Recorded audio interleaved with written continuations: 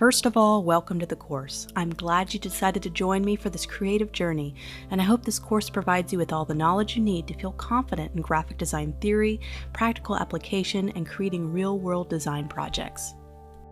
The intro was a great overview of all the different sections in this class, but I wanted to break everything down and guide you through the sections so you know the best way to go through this course.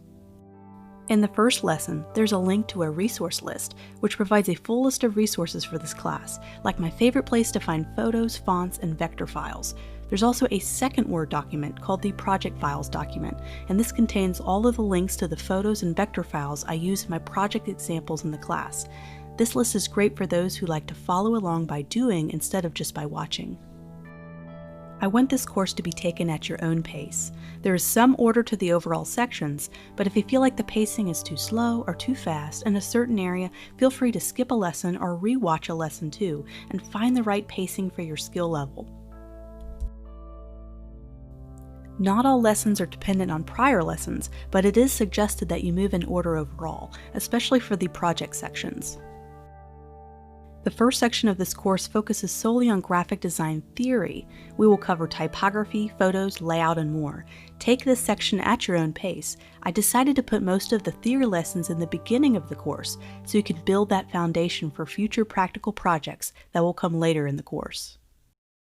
I frequently add new lessons, especially theory lessons, as the course evolves.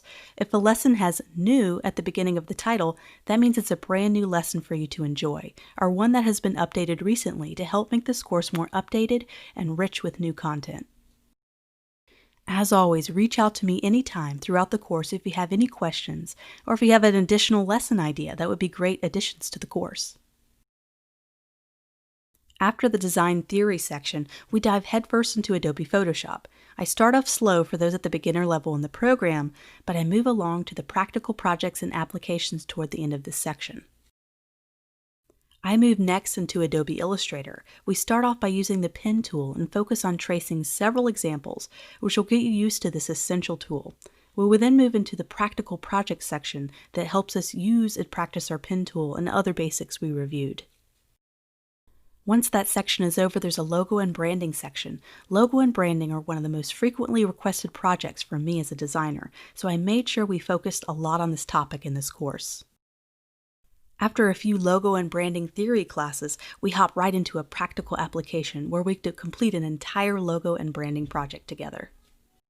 The last section is InDesign, where we do a practical real-world project while we learn the essential tools and functions of InDesign at the same time. We'll apply our typography and layout knowledge that we learned in the first graphic design theory section. Toward the end, you'll be challenged to create a few student projects. I would love to see these projects and give feedback when I can.